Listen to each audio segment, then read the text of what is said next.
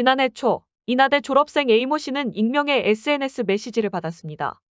텔레그램 채팅방에 당신의 얼굴을 합성한 사진과 신상 정보가 공유되고 있다는 내용이었습니다.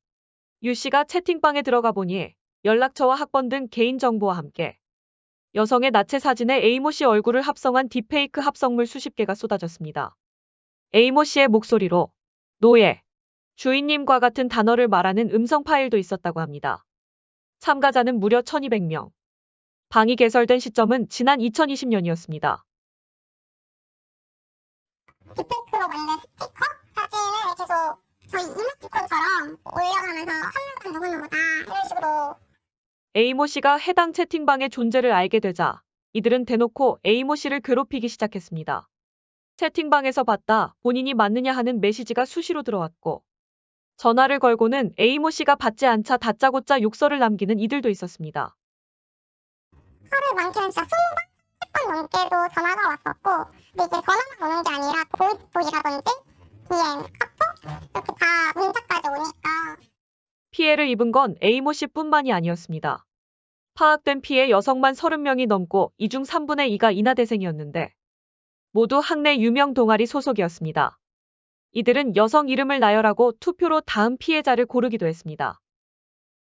연예인 1세대, 2세대, 3세대 이렇게 얘기하듯이 저희도 세대가 있더라고요. 그래서 독방에 1세대 누구는 지금 잘 살아있나? 이렇게 올라오고 얘는 이제 한명 가지 않았냐.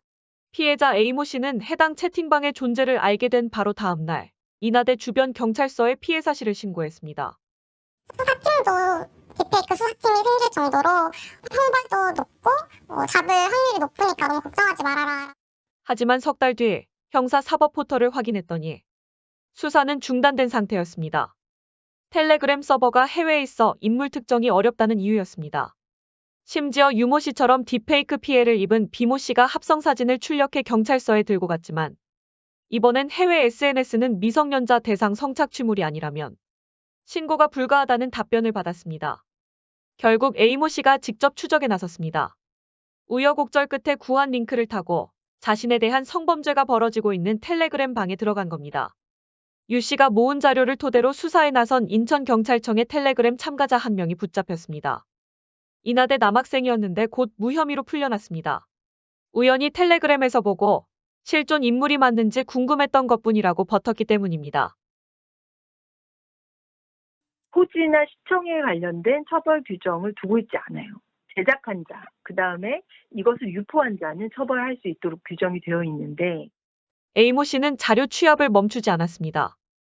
결국 자신의 딥페이크 사진을 내려받아 유포하고 수차례 연락을 해온 남성 한 명의 정체가 확인됐습니다.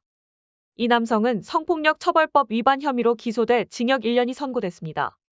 누구의 도움도 없이 추적에 나선 지 1년 2개월 만에 1200명 참가자 가운데 한 명이 처벌된 겁니다. 반면 피해는 현재형입니다.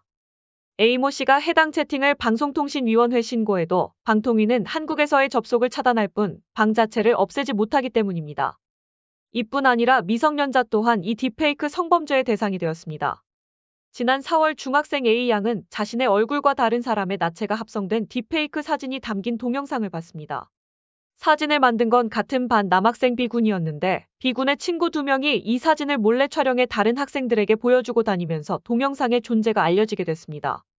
이 학교 여학생만 6명, 다른 학교 여학생 1명도 피해를 본 걸로 드러났습니다. A 양의 부모는 학교에 피해 사실을 알렸지만 학교는 4일이 지나서야 학교 폭력으로 접수했습니다.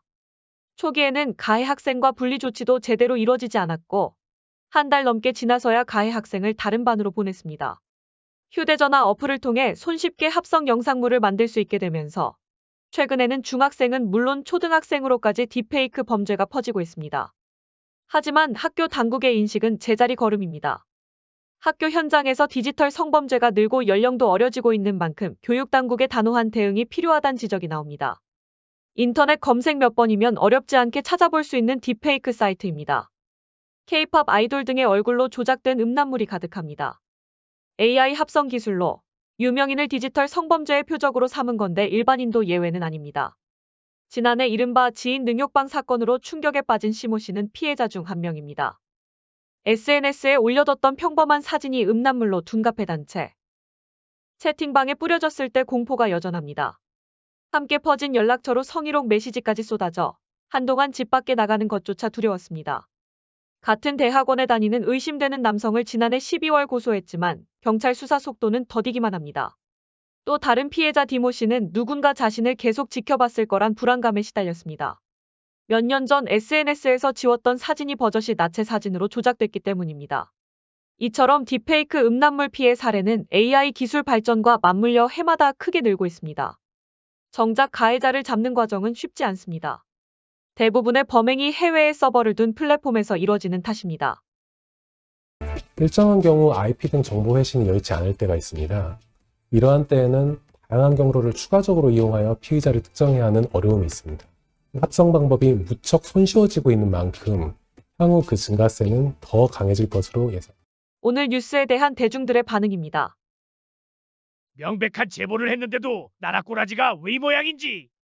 가해자 전부 퇴학 처리하고 신상 공개하고 전자발찌 필수. 사회에서 단절돼야 한다. 진짜 10대 범죄가 날로 악해지네요. 우리 때는 불만으로 인한 일탈 이런 거였는데 요즘 10대들은 범죄를 즐기는 것 같음. 땄다가 다시 부활 좀 해야겠는디. 시청자분들의 생각은 어떠신가요? 의견 자유롭게 남겨주세요.